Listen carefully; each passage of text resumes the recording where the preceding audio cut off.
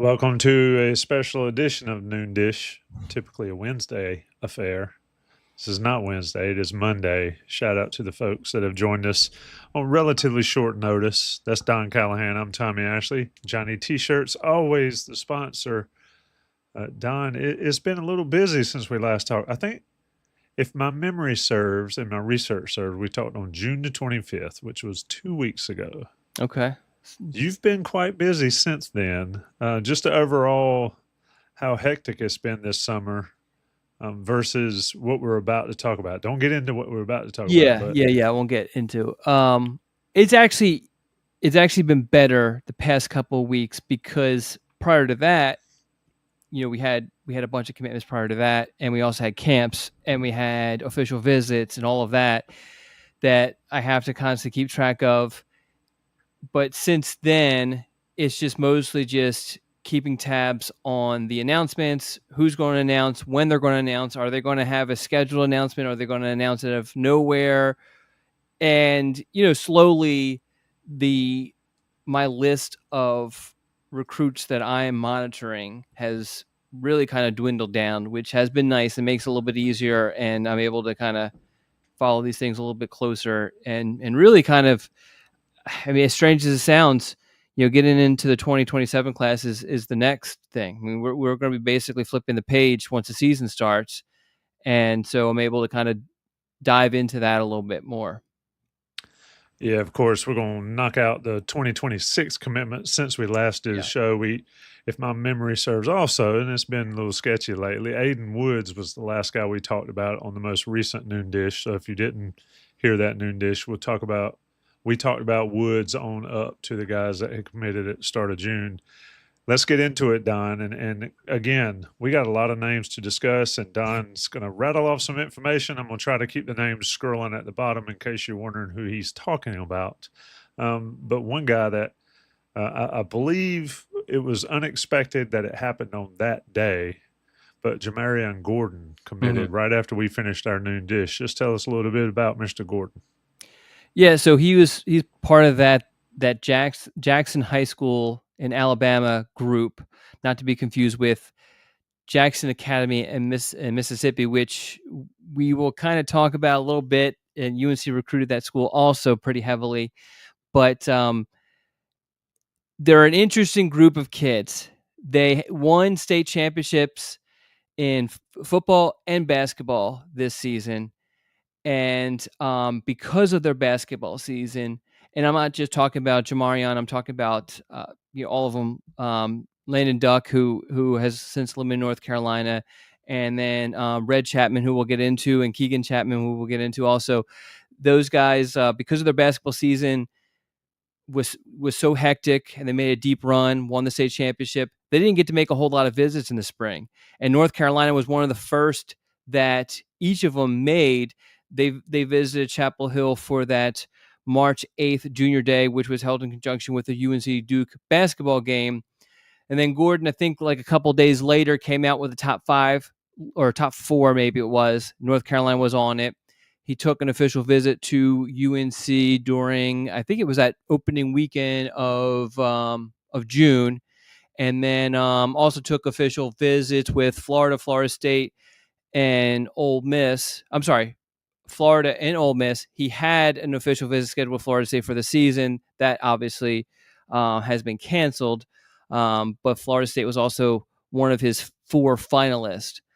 And then he just, while some of his teammates like Red Chapman and Keegan Chapman had set an actual decision commitment date, Jamarion didn't.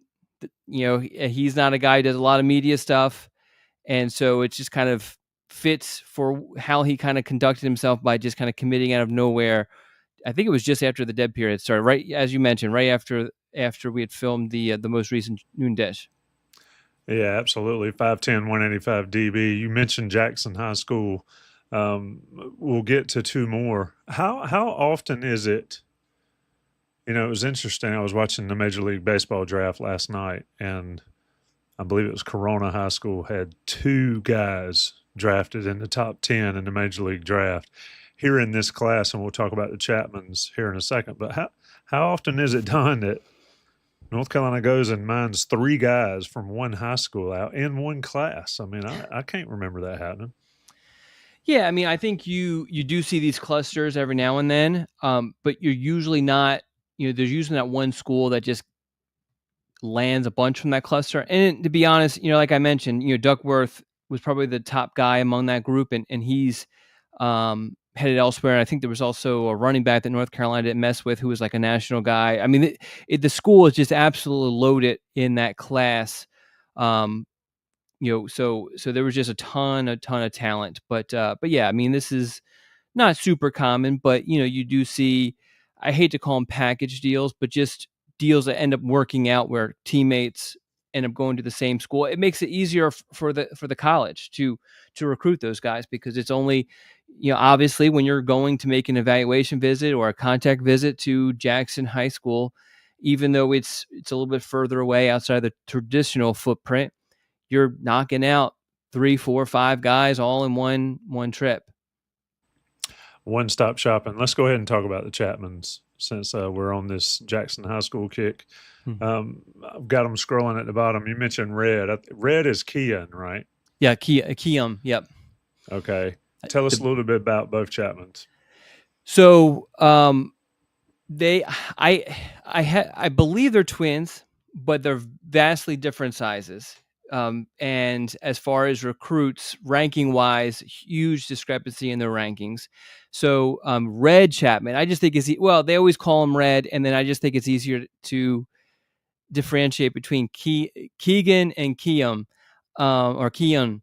But yeah, I mean, he was the one who was more highly sought after. Same situation. Didn't take a whole lot of visits. North Carolina was one of the first ones. He listed North Carolina's top schools list. He returned for a practice, and during that practice, Keegan was offered. They had mentioned they wanted to play together. No other school, no other Power 4 school was offering them a similar sort of situation where both of them could come to their school. Even Florida State didn't offer Keegan, so that obviously put North Carolina in a really good position. As I mentioned, I can't remember the exact date now, but it was like that last Friday in June. Red and Keegan had set that date to make their announcement. Keegan announced for North Carolina as planned, and then Red kind of went quiet. And even when I talked to Keegan a little bit about like what was going on, because Keegan is a little bit more receptive than Red is, and I have a little bit better rapport with Keegan, he was kind of being very vague with me. And so I think it was the following week, Red finally committed. There was always the positive smoke for North Carolina throughout that this was going to happen. There was a little bit of sense that, or some talk that Florida State might try to jump back in on him, but they had 5 wide receivers committed, which obviously from a NIL standpoint, and then also from a playtime offering standpoint, not ideal.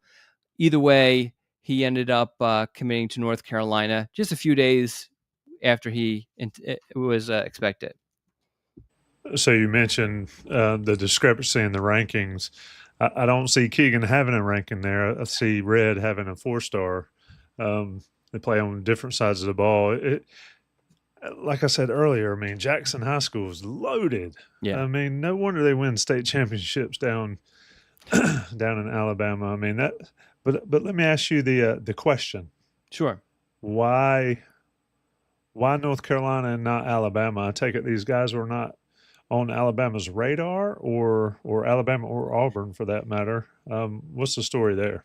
Yeah, I mean, that's a very, very good question, and a question that I have pondered myself. But ultimately, Alabama and Auburn just weren't very much involved with these, or seriously involved with these guys. The main school that I guess threatened UNC was Florida State. That was the only other school that he officially visited.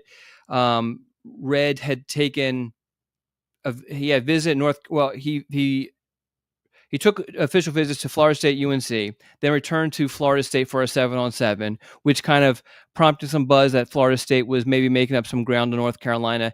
And then he ended up returning to North Carolina for that final weekend before the dead period. Same thing with Jamarion Gordon also. And that kind of sealed the deal. But yeah, I mean, I'm looking at Red had a top 7 that he announced in March, and no mention of Alabama or Auburn. It's Florida State, Miami, UNC, Arkansas, Georgia Tech, USF, and Southern Cal. Interesting mix there. That is Keegan and Red Chapman. They committed on June 27th and July 3rd, day before Independence Day, respectively. Moving on down the line, we're talking about noon. This is the noon dish. We're talking about Don Callahan. Shout out to the almost 100 people in the chat. Let me recognize a couple of people. I see Brandon Bynum, first time in the live chat. Shout out. And I see a bunch of our regulars, Tyler and Sean, and Jay Taylor's a new name that I haven't seen. Eric Russ, Preston, of course, is always in here. Crawley's always in here. It is the usual mix, Don. Your fan club comes out in a hurry. If anybody hears any barking, that is my dog downstairs. She is not crated, and she is raising heck at people walking by outside. Moving on down the line, next up for you, we've gone Jamarion Gordon. We've done the Chapman brothers. Let's go Robertson. Did I get that right? Robertson, Dillon High School, which is right over the border, south of the border in South Carolina, 6'1" wide receiver, Don. 3-star. Tell us about Mr. Robertson. Yeah, Zamarius is a guy who we used to see this a lot 10 years ago, but it's not as common nowadays with the way that the recruiting calendar works, in that he headed into the summer without a UNC scholarship offer, went to one of North Carolina's camps, landed a scholarship offer, which typically doesn't happen for the current class. I'm talking about the 2026 class. Typically that summer before your senior year, that's not when you're getting Power 4 offers and ending up at those schools. But anyway, so he gets the offer, sets an official visit to North Carolina, and really on that official visit committed. Now, I think he announced it shortly after that, but yeah, so he gets the offer at camp, and then officially visits, and then commits during the official visit. That's right. He committed on the official visit, and then he had the announcement on the Thursday following the Thursday following our last time we recorded, but Thursday following that weekend official visit. Yep, and another guy that committed, I believe, that same day, Lawrence Brown, Grayson High School in Loganville, Georgia, 6'2", 202 linebacker. That's another area that is rich in SEC country, but North Carolina pulls Lawrence Brown. What's the story there? Yeah, he was a kid who had, North Carolina was really in it for the long haul. Sorry, I'm getting blown up here, and I didn't turn down my volume. For most of his recruitment, it seemed like this was going to be a UNC-NC State battle, which we're very accustomed to, but we're not accustomed to it with Georgia kids. Now, this Grayson High School, as you kind of alluded to, is just a constant producer of talent. Tons and tons and tons of recruits every single year come out of that program. So UNC and NC State were kind of battling it out. There were some other schools that kind of jumped in and out, but ultimately those were the only two he took official visits to. And he had toyed with taking one last official visit before the summer dead period commenced, but ultimately decided not to do that. And as you mentioned, that same day, just a little bit out of nowhere, just decided to commit to North Carolina. That is Lawrence Brown, Grayson High School, Loganville, Georgia, like we mentioned. 3-star linebacker.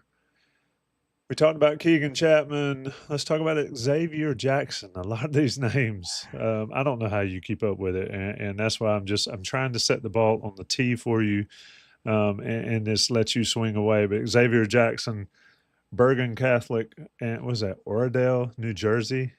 New Jersey kid, 6'2", 180 DB, another 3-star player. Another guy out of the traditional North Carolina footprint there. Don, what's the story?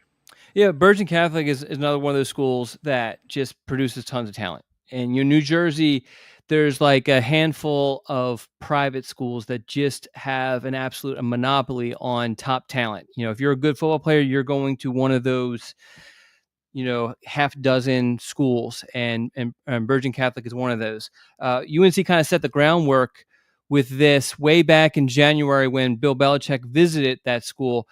He didn't offer at that time, which was interesting, but I talked to Xavier afterwards, and obviously it was a very positive experience. UNC waited until early June to actually offer Xavier. And what ended up happening was he had at that time a full official visit schedule laid out, and he gets the UNC offer, decides to cancel the upcoming official visit to Michigan State and instead officially visit North Carolina. That visit kind of sealed the deal, although he waited until I think it was he had an announcement scheduled for that Saturday after the dead period had started. So that allowed him to take one more official visit to, I can't remember where it was. I think it was Temple. They took the official visit to, and stuck with the decision to commit with North Carolina during that ceremony. That's amazing to hear you rattle off all this stuff. That is Xavier Jackson from New Jersey, 6'2", 180 DB, rolling on down the list. Go ahead. In fairness, I am really starting. I don't know if you noticed, but like I remember something and then it triggers a whole avalanche of stuff, because a lot of this stuff, because we're now, I'm tracking so many guys now, and some of this feels like it was like 4 months ago when it was only like 3 days ago. Yeah. So there's a little bit of that going on. Plus, I'm getting old. So anyway, didn't mean to interrupt, Tommy. No, you're not interrupting me. I'm just listening to you riff on it. We're going to talk about Amari Johnson. We've got Jackson High School, now we've got Jackson Academy in Jackson, Mississippi. Help me here on Amari Johnson. So Amari Johnson, we've talked about before because he actually had committed before. He was part of the trio from Jackson Academy, which also included TJ White, linebacker, 4-star linebacker, Darion Albert, a 4-star, I believe, defensive tackle. All three seemed like they were going to be a package deal. They took a visit to North Carolina. All three were super excited. They were so excited. They all scheduled early April official visits to North Carolina.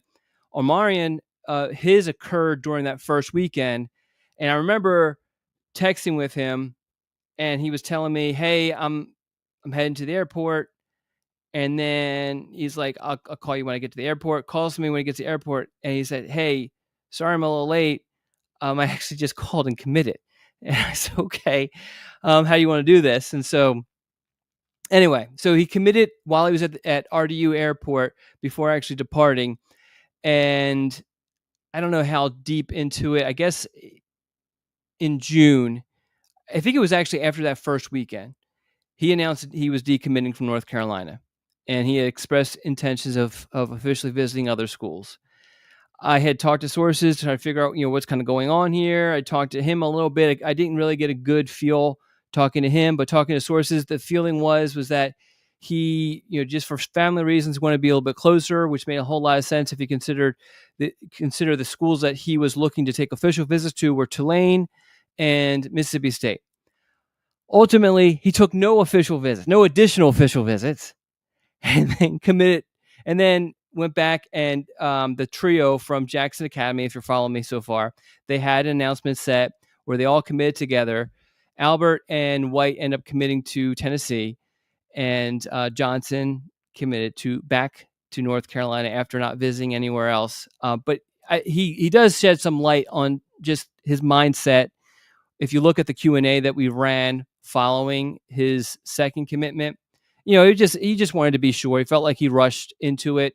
And I think it's got to be tough. You take an official visit in April, and then you go into June, and you're sitting there, you're looking at your phone, and all of your friends are posting how they're visiting wherever this weekend.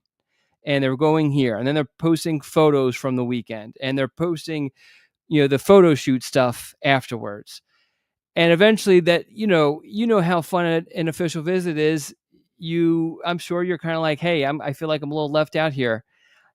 No one has told me that this is the case, but it certainly felt like that a little bit to me, that there was a little bit of like, hey, let me take some more official visits. And as I said, ultimately he didn't do that. And then he ended up recommitting to North Carolina.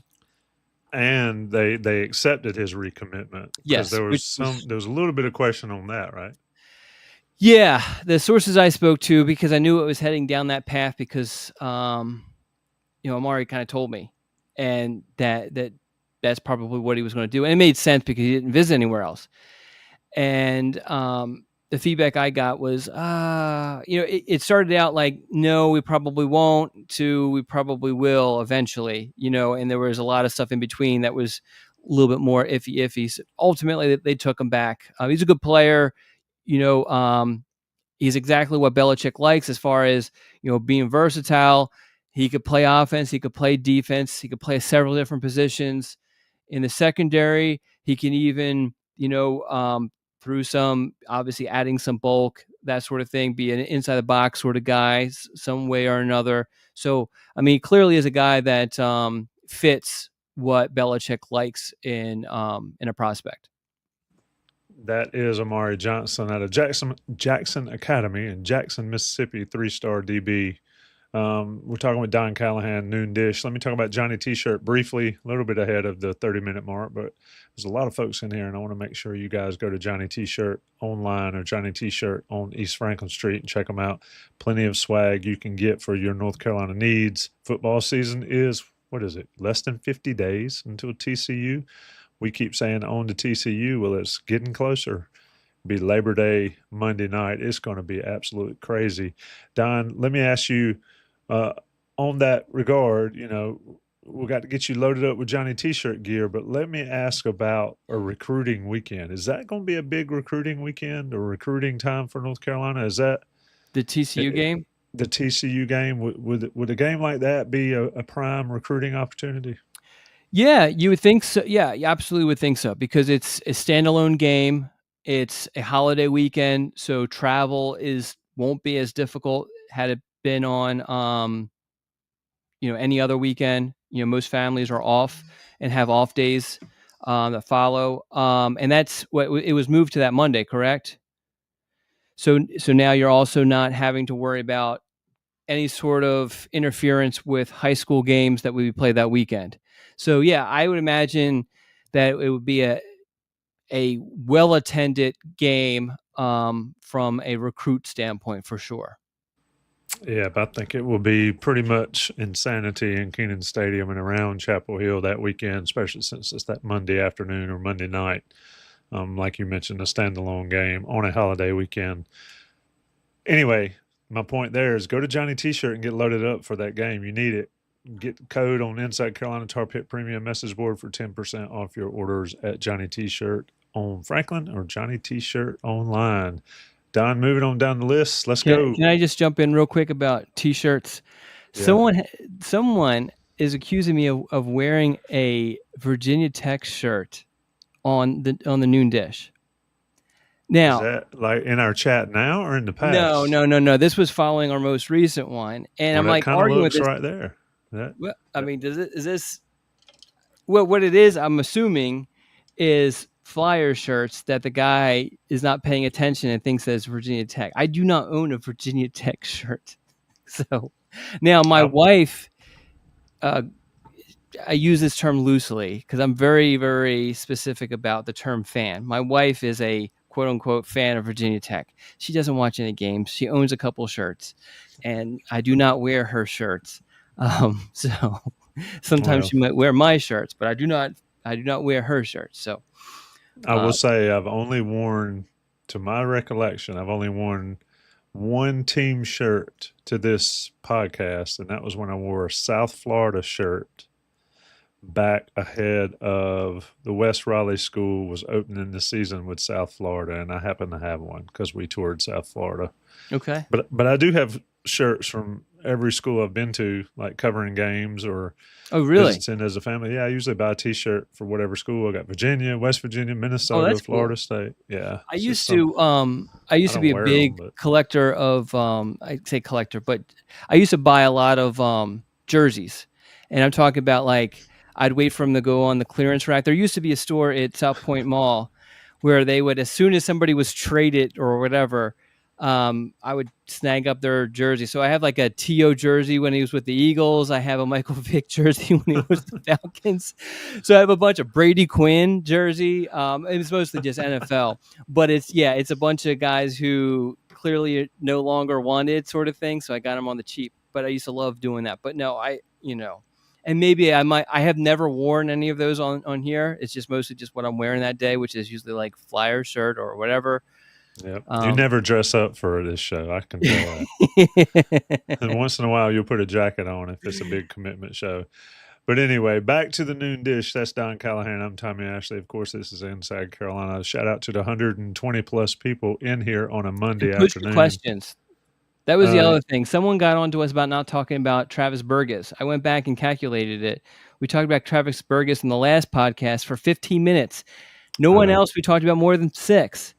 So if you have a question, ask the question so it gets answered. So don't complain about it later. Yeah. To Eric Russ's point, the only red shirt I have in my entire outfit is a Georgia T-shirt.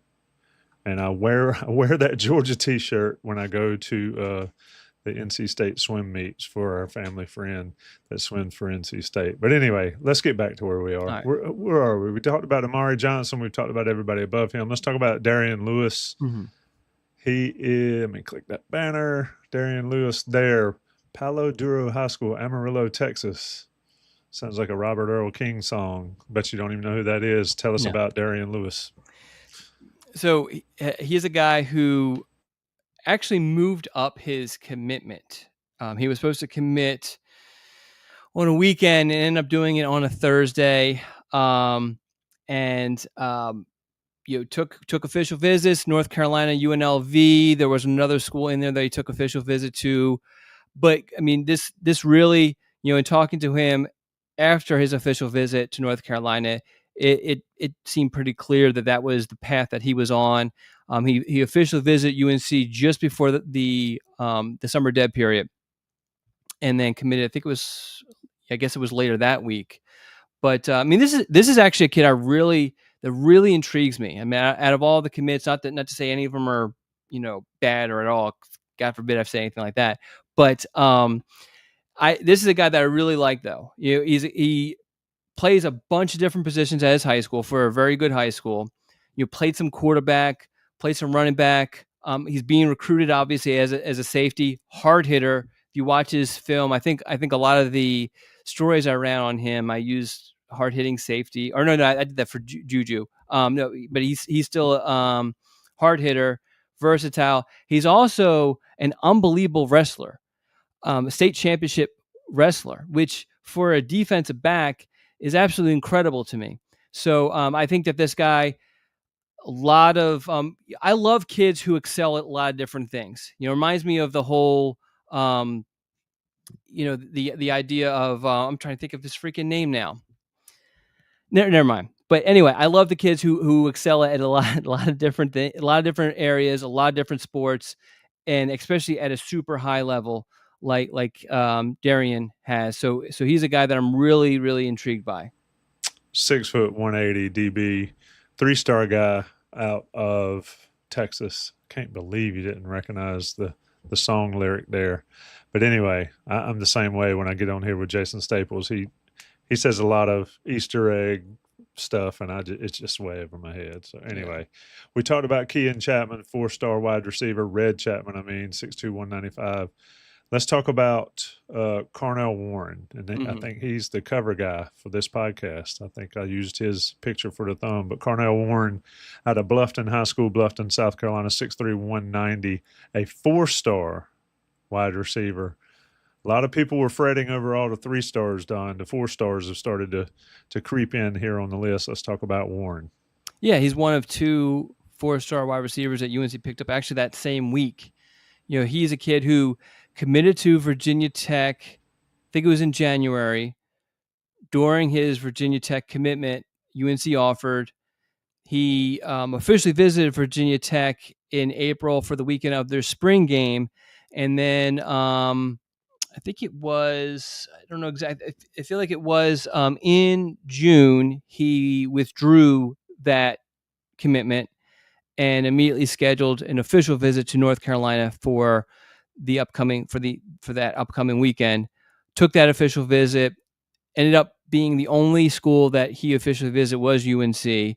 So when it came down to if he was going to decide during the summer, because of the dead period and all of that, you got to feel good for UNC's chances, and that's exactly what happened. He committed to UNC. I guess it was like a week or so ago, I believe. July 9th. So last week. Yeah, I think that was Wednesday. So yeah. 5 days ago. That is Carnell Warren out of Bluffton, South Carolina, 6'3", 190. Got some length, got some size. Yeah. 4-star wide receiver, July 9th commitment. And then the most recent, Calvin Thomas, linebacker out of Cypress, Texas, another 4-star guy committed. What's today? The 14th, committed on Saturday. Saturday, yeah.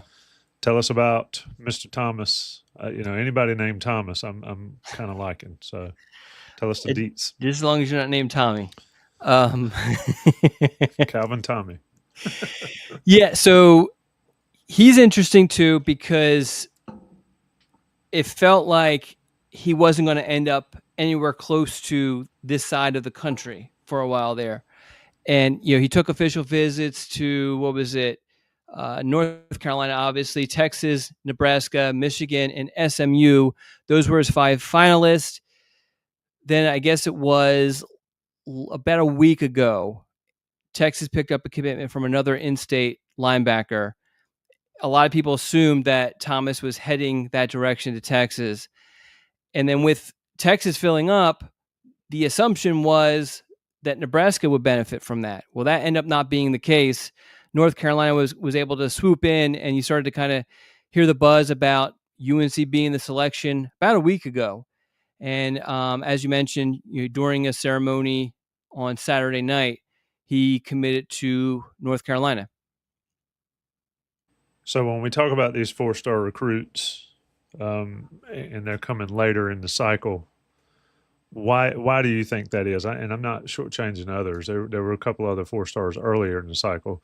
You had Trayshawn Ruffin, obviously a North Carolina kid. Burgess, you mentioned the quarterback, but then with Griffin Haynes and now these 3 here at the end of this that we've talked about, Red, Chapman, Warren, and Thomas.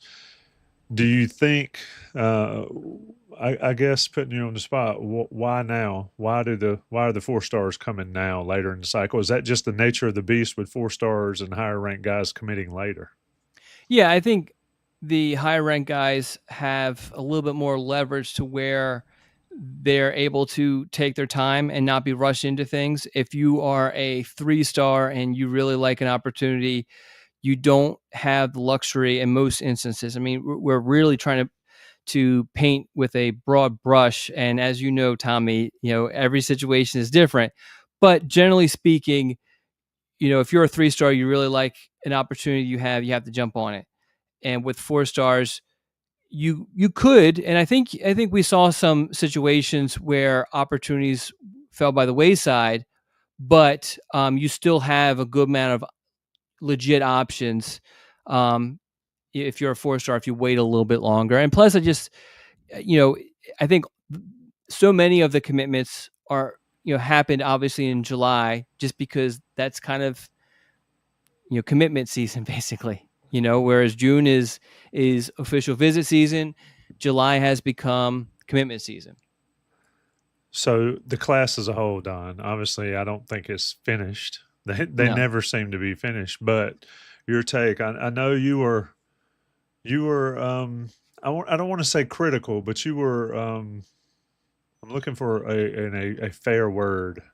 There was a bit of skepticism, I guess, around the areas with the recruiting early, and now it seems to have really picked up. There was just a little bit of concern. They're finishing a lot stronger than what I anticipated. I still think if you look at just the recruits that UNC was able to draw to campus in the spring months. We talk about 4-stars. I mean, all the 4-stars. It's still the ratio of how many of those guys UNC end up getting traction with, still a little bit lower than you would hope. But yeah, I mean, I think this class is finishing stronger than what I anticipated, and some things kind of worked out. Namely with Thomas. That's a big one. That kind of changed the perception of the way that this class was looking, and then Warren also, I think, kind of helped really kind of change the perception of how this class looks. I mean, I think it's a solid class, no doubt. And I think they hit on most of their needs, which is really the key thing there, is to hit on your needs. You can have if you have five stars at tight end, it doesn't matter if you need offensive linemen. You know what I mean? So obviously hitting your needs is key, and I think they certainly did that for the most part. I still think there's going to be a couple more needs that they head into the season for. Yeah, what's left? What's left for the 26 class? One thing people always talk about is defensive linemen, defensive tackles, and there's a couple. 1, 2, 3, 4, 5 defensive linemen listed, and who knows? Offensive linemen can move over, and linebackers can come down and play on the line. But your thoughts on what's left, particularly in the 2026 high school class? Or what needs are yeah. So I think just from what I've been told, the remaining needs are defensive tackle and offensive tackle. And so I think, as you mentioned, I think everybody is. I mean, so much of this is just it's just so hard to anticipate attrition nowadays with the way that college football is. But I think most people will look and say, hey, defensive tackle is a need. I think with offensive tackle, when you look at a lot of these kids that they have commitments from, some of them have the potential to be tackles, but I don't know if the staff is 100% sold on them being tackles. So that's kind of what is playing into that a little bit. So I think they're wanting a guy that's clearly a tackle, an offensive tackle. Yeah, and I mentioned guys can come down, like linebackers can come down. They're not going to come down and turn into defensive tackles. So you got to get those guys when they're in high school. Let me ask you one last question on 2026 classes. What is this, 32 commitments? 33, 31? I can't. 32. A lot. Yeah. How many can people hold these days? I mean, it just depends on attrition. Well, there's no rules with that. There's no 25, and so it's just a matter of staying underneath your 105, and as I mentioned, the attrition, regardless of how it happens, it's. I guess if you're expecting a lot of turnover every year, then really, I guess you sign as many guys as you can. If you're willing to cut guys, then I guess you just take as many players as you can. And I definitely expect that we talked about needs, but I expect this staff to definitely be scouring the senior seasons of prospects this year. And I definitely expect guys that we're not even talking about right now, at positions we're not even talking about right now, to be added to this class, just because of just how the staff kind of operates. I'm going to get out of here probably a little bit earlier, but I do have a couple questions in the chat. Eric Russ asks, how is Belichick's connection with high schools in North Carolina compared to Mac Brown? I would think those relationship building are still in their infancy, I would think, with Bill Belichick, especially given the national recruiting that they've done. But your thoughts there, Don? This is one of those questions that just gets me in trouble because some people don't like hearing bad things. But I mean, I don't know if you'll find a high school coach, or I guess maybe there's a couple like in New Jersey who will say they have a good rapport with Belichick, but I don't think he's not. This is just not how he operates. And really, the more I kind of dive into this, the deeper I kind of get in, I'm learning more of just how Belichick, how separate he is from the recruiting stuff. It's definitely more of a Lombardi thing for sure. And it's just the structure of how it is. I'm not saying that's bad. I'm just saying that's just how it is. So I don't think that that's something that he's focusing on a whole lot. It's just different. I mean, it's a different way to approach things. The bottom line is the end result is winning on the football field, getting guys and winning recruiting battles and getting guys to win on the football field. That's all that matters. Being family friends with everybody doesn't win football games necessarily. We've seen that. Preston and Greensboro, with revenue sharing just starting, do you get the sense the playing field has been leveled or business as usual in the recruiting aspects? Anyone who thinks that this stuff is going to level the playing field, that is a fairy tale. This NIL go thing is a fairy tale. Because let me just tell you, so if you go and read a lot of the stuff, there are reports out there where collectives are saying that they aren't reporting their deals. Because really, what sort of power does the committee have to, I guess, for lack of a better term, subpoena or to gain access to certain things? They just don't. And then so it's just not, and I think, as everyone's mentioned, we're going to see lawsuits eventually. And even if, let's just say hypothetically, this commission, this clearinghouse works, all that's going to happen is the bagmen come back. That's it. It's not going to fix anything. This is fool's gold. And if you believe that this is going to all of a sudden put everybody on a playing field, you're fooling yourself, because it's just not. We've seen this before, how this goes down. And I have talked to people and recruits, and I've asked about deals and all this sort of stuff. And everyone's being told, whatever you're promised, you will get. You might not get it above board. You'll get it somehow or another. So it's this is not leveling playing field, to answer the question. Gotta love some McDonald's bags, man. Load up on McDonald's bags. They're always helpful during recruiting season. Tyler Woods asks, any news on Joel Wyatt? Where did UNC originally recruit him? I think UNC looked at him as a receiver. I wouldn't get my hopes up on him. I mean, the kid twice has canceled visits to North Carolina. He did make it the one time. He has a lot of, I don't know what, I know he lives with, I don't want to say the wrong thing because I don't know exactly the situation, but he lives with like a coach or a school administrator or something like that.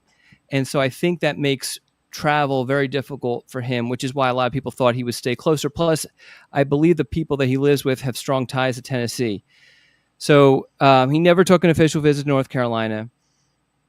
The fact that he delayed his announcement is just kind of par for the course with his recruitment, because as I mentioned, North Carolina wasn't the only school that he had canceled trips with. So I just would not get your hopes up with him. I'm sure UNC would love to take him, but I just I wouldn't get my hopes up with him at all. You see Chase's question in the chat. You don't want to pronounce that name? Viliami Maiola. Very good, Maiola. Maiola. It's kind of what milk used to be. Milk brand used to be that. So, I mean, for those who don't know the background on him, defensive tackle who is originally from Utah, committed to Southern Cal during the season, then flipped his commitment to Oregon during the season. I think he visited Oregon during that where they beat Ohio State, which I'm sure was a crazy weekend there in Eugene. So he flips his commitment to Oregon, stays committed there. After the season, I believe he moved to Eugene, Oregon, and started attending a high school in Eugene. And but North Carolina offered, really intrigued him. But Oregon, from what I was told, was instructed him to not visit North Carolina or any other school, and he ends up taking an official visit to North Carolina for, I think it was the weekend of the 13th, and then was supposed to go to Oregon for the following weekend, and then he decommitted. I guess it was about a week ago, maybe it was 2 weeks ago. My as I mentioned earlier, my times are sliding together. So immediately you think, okay, he only officially visited Oregon and North Carolina. He's decommitted from Oregon. Naturally, the path would be to end up at UNC. And that seemed like there was some smoke there for that. But then it seems that some other schools have kind of jumped in and reached out and said, hey, let's set up an official visit. Miami is one of the schools that pops in my head as one that really kind of pushed hard for him. So, this is one that it's tough to get information on, but you got to feel like North Carolina is definitely in it. If he were to commit this summer, you got to think it's North Carolina. Now, if he were to take his recruitment into the season, then it gets really dicey because UNC is going to have to try to get a kid from who. Well, that's the other part. So supposedly he's moving to Alabama, and he's attending Thompson High School, which is Connor Harreld's former high school. So this is, even if you get this kid, the odds of him transferring are pretty high. So there's a lot of moving parts, and North Carolina, if this goes into the season, is going to have to try to get him back on campus without the benefit of an official visit, because they've already used it. But schools like Miami haven't used their official visit, so they'll have that at their disposal. So it's a tricky situation. And so hope to have a little bit more on that in the coming weeks. Whew, I don't see how you do it, Brother Don. Last question I have, Double Gambler on the chat says, please ask Don Callahan if Nick Tarnasky has inspired you to play a little golf. I have no idea what that means, but it's on the message board. I figured I'd ask it. Yeah, I don't know what that means either. As former hockey player. Have you played golf at all? I do not at all. Golf. No, zero golf. I lived with an aunt and uncle for a little bit on a golf course, so I have been out there a little bit, but I just have no. So getting a golf round as an offer, as a prize on these noon dish with Don Callahan wouldn't be very fun. No, maybe miniature golf. We could do that probably. Putt. Is that what you mean? Putt. Yeah, if you want to do some putt, we can do that. But I wouldn't. All right. Into the driving range and all of that, but no, it's just not my thing. All questions are asked. Even only the bad questions are the ones that are never asked. Anything left so we can get out of here a little bit early on the noon dish? I don't have anything left. So we have talked about every recruit. We've talked about from top to bottom. We have pontificated. Well, hopefully there's going to be somebody who says we didn't talk enough about somebody. Yeah. So if you're in the chat and we need to talk about more, come to us and let us know. We'll do another one of these noon dishes soon enough. But for right now, I'm gonna wrap it up. As long as Don Callahan's not going to interrupt. Can I wrap it? Go ahead, wrap it. Shout out to Johnny T-Shirt, JohnnyT-Shirt.com as our sponsors. Always go see them on East Franklin or online. Get your Tar Pit Premium message board code and get your 10% off. Shout out to the regulars in the chat. Shout out to the new folks in the chat. It's always fun to have people. Shout out to everybody that takes time to listen to these. Rate, review, subscribe to the YouTube channel, all that kind of stuff. You know what to do. Hit us up on the message boards. Hit us up here or there or on Twitter or email. That's Don. I'm Tommy, and we are out. Thanks, Don. Thank you, Tommy.